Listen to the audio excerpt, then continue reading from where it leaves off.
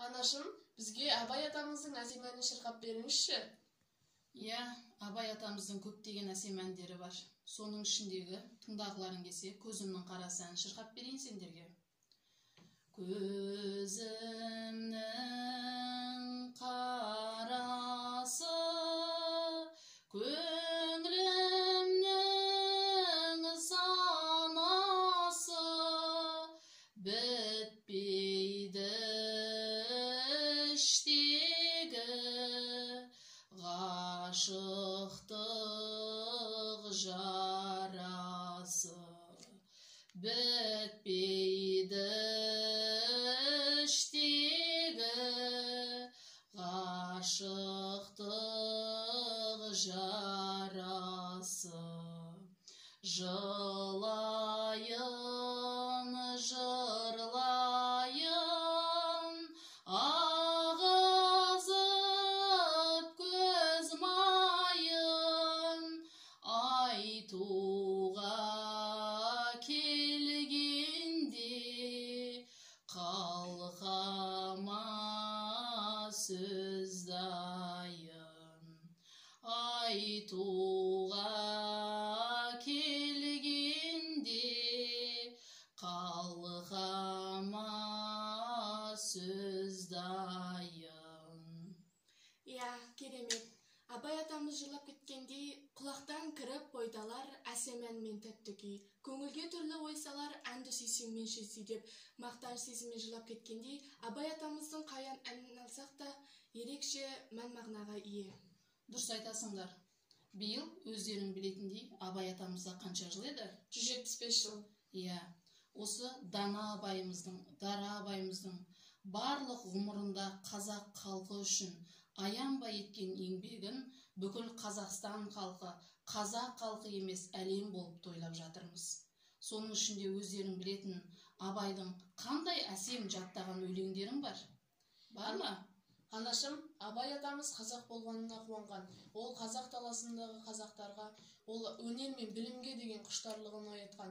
Мен сізге мынадай өлең жолдарын айтып берсем деп отырмын. Айта ғой, тыңдайық. Қалың елім, қазағым, қайран жұртым, ұстарасыз аузыңа түсті мұртың, жақсы менен жаманды айырмадың, бәрі қан, бәрі май боп енді күртің, бет бергенде шырайың сондай жақсы, қайдан ғана бұзылды сартша сыртың, ұқпайсың өз сөзіңнен басқа сөзді, аузымен орақ орған дөңгей қыртың, өзімдікі дей алмай өз малыңды, күндіз күлкің бұзылды, түнде ұйқың, көрсе қызар келеді байлауы жоқ, бір күн тұртың етеді, бір күн бұртың, бас-басына би болған өңкей қиқым, мінекей бұзған жоқ па елдің сиқын, өздеріңді сөйлер дей алмаймын, өз қолыңнан кеткен соң енді зырқың. Дұрыс айтасың.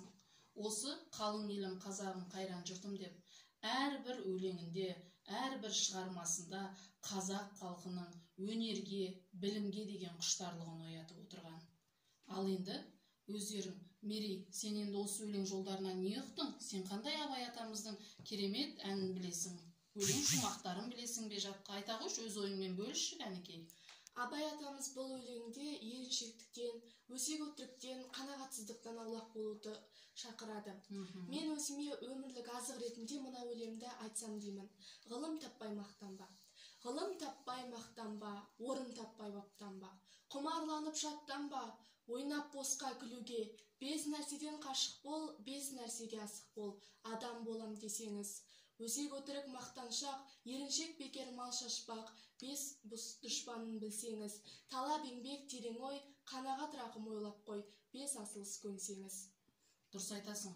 Бұл жерде, яғни әрбір адам баласы дүниеге келгеннен кейін өзінің тұла бойын әрқашанда таза ұстап, өмірлік мақсатында еріншектіктен, надандықтан өзін не істеген екен? Бойын аулақ ұстауды айтқан екен. Ол тек қана әрбір адам баласы неге құштар болу керек екен өмірде? Білімге, ермекке. Білімге, еріншектікке жол бермеуге, және де неге? Өнерге баулыған. Дұрыс айтасыңдар. Жаңа айтып кеткеніміздей, Абай атамыздың кез келген шығармаларынан өзіміздің бойымызға, өзіміздің өмірлік азық ететін нені табады екенбіз? Тәрбиелік мәнді табады екенбіз. Дұрыс айтасыңдар. Ендеше біз Абай атамыздың қаншама шығармасы бар, қаншама ол кісінің, дана кісінің қара сөздері бар, әндері бар. Осылардың барлығын ерінбей, жалықпай жаттап біліп өссек, бізде дана Абайдың қандай болады екен, біз қандай шәкірттері боласыңдар? Білімді, үздік, дұрыс айтасыңдар. Ал ендеше жаңа басында айтып кеткендей, әсем әнмен бастаған болатынбыз, Енді осы сұхбатымыздың аяқ жағында Абай атамыздың тағы қандай әні бар еді? Естеріңе түсіріңдерші. Жесірсінде жарғай. Өздерің білетінде әрбір мектеп, мысалы мектепте жүрген кездерінде де сендерге осы Абай атамыздың әндерінен, өлеңдерінен челлендждер ұйымдастырып өтіп жатыр, Қатыстыңдар ғой ол челленджге. Енді осы жел үстінде жарғайды үшеуміз қосылып бір әдемелеп шырқап берсек қалай болады екен? Келісесіңдер ма? Ал келіссек айтып көрейікші кәнекей. Жел үстінде жарығай, сәулесі суда дірілдеп, ауылдың жаны терең сай, тасыған өзен гүрілдеп, ауылдың жаны терең сай, тасыған өзен гүрілдеп, қалың ағаш жапырағы